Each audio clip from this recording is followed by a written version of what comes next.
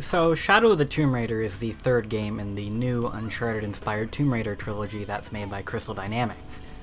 Oh, well, except for this one, I guess, which is made by Eidos Montreal. Well, that's different, I'm not gonna lie.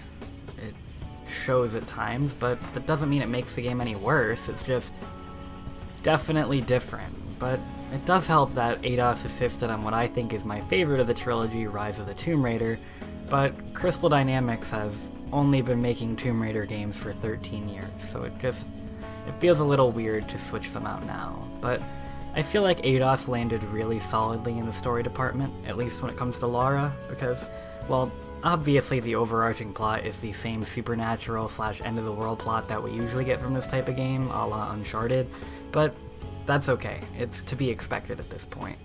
The intro of Shadow of the Tomb Raider is fantastic, and Lara makes mistake after mistake, and it sets her character up to be in this dark place that she didn't really get to in the two previous games, and she feels this entitlement to need to be the person who has to save the world, and that everything is completely on her. And then the game forgets this for multiple hours. Like, multiple hours, and most of your time after the intro is spent tomb raiding, completing puzzles, climbing, and walking around an ancient city in a dress. You also get to fight a few jaguars and some spooky ancient Uncharted monsters, and this isn't inherently bad. I mean, I played the game on One with the Jungle difficulty, which made the Uncharted monsters and the puzzles pretty difficult and entertaining, and there are a lot more puzzles than in the past two games, so that's good, because I know a lot of people, including myself, asked for more tombs, and well, we definitely got that, and I can say I definitely enjoyed them.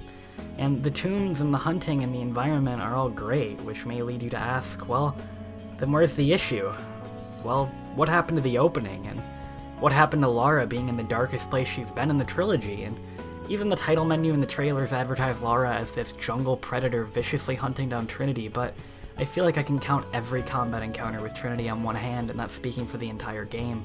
And now I realize I'm talking a lot about the bad aspects of Shadow of the Tomb Raider, so you may ask, how does this title make sense? Well, at the halfway point, after an emotional scene and a bad combat section, something clicked, and not within me, but within Eidos Montreal, and we get not the best moment of the game, but the best moment in the trilogy, and, well, Trinity was hot in Lara's trail. During a moment of presumed downtime, a helicopter ruins the mood and separates her from her best friend Jonah, and then nighttime sets in, and Lara washes up on a beach without any of her gear, and she's unable to get a hold of Jonah.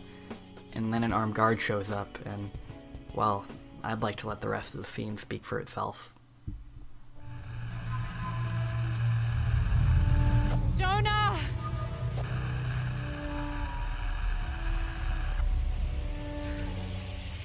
Well, look what I found. Don't move. Don't try me.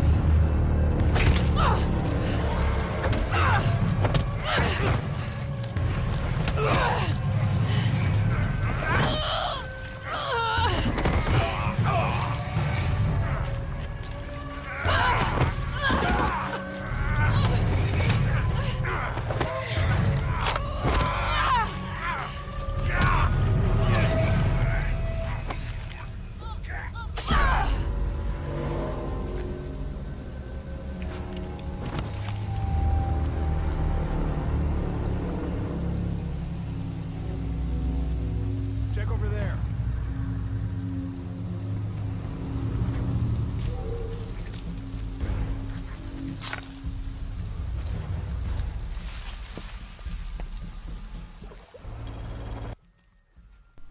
It would definitely be an understatement to say that Lara is back in that dark place from the opening, with nothing but a knife in her surroundings.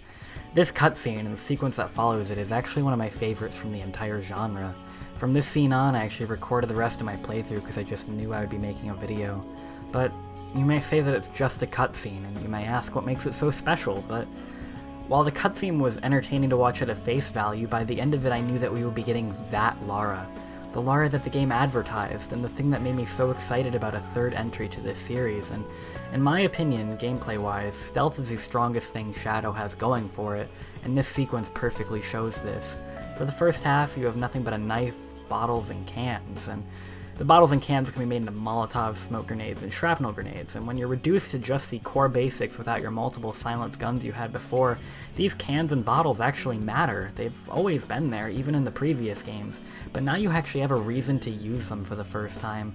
And when you combine these aspects with the equally as brutal stealth takedowns, you really feel what Eidos was going for when they wanted to throw Lara to the ground and kick her while she's down.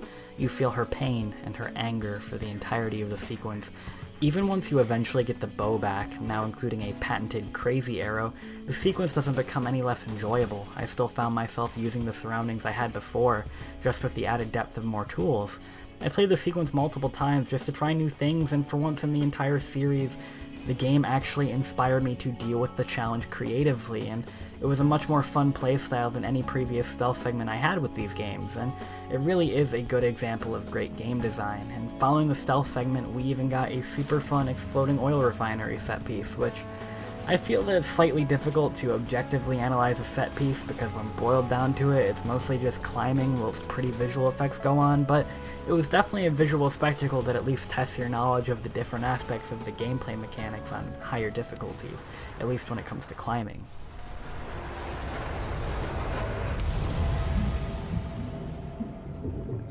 Sometimes I feel like I have to keep going, and if I don't, then I'll just let everyone down. Is coming, and this is the first of many catastrophes you're doing. I have to go! I'm the only one! You're the only one that can what?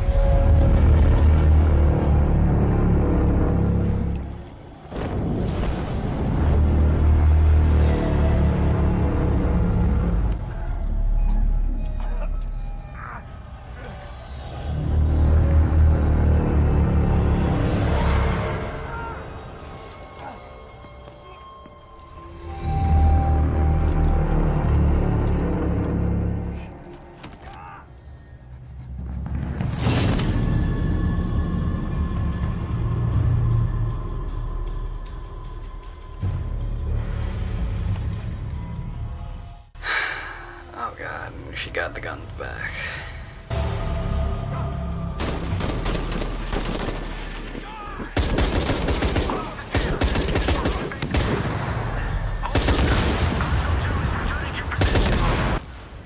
Oh wait, actually, this is okay. I like this.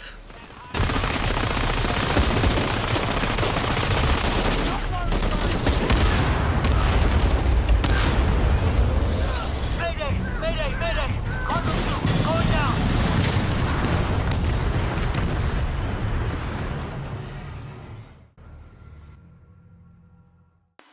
Yeah, you know what? This game's actually pretty good. Wow, well, what a segment, honestly. I really would justify picking up this game just for that hour in itself, but not for full price, though the point still stands. I'm not going to go into more detail about the rest of the game because I do strongly feel that it's worth playing, because there are multiple good combat, puzzle, and stealth sections in the game, as well as some pretty rad set pieces. There's also a bit more to the supernatural thing that honestly subverted my expectations for once, and don't forget your usual Uncharted-style final boss. I haven't 100% completed the game. In fact, apparently I've only done 60% of the game's content, but despite what I said in the beginning of the video, I do plan on playing at least the rest of the challenge tombs, and I do feel that Eidos stuck the landing and made a pretty darn good Tomb Raider game. If this is the end of the new series, I'm glad it ended as strongly as it did.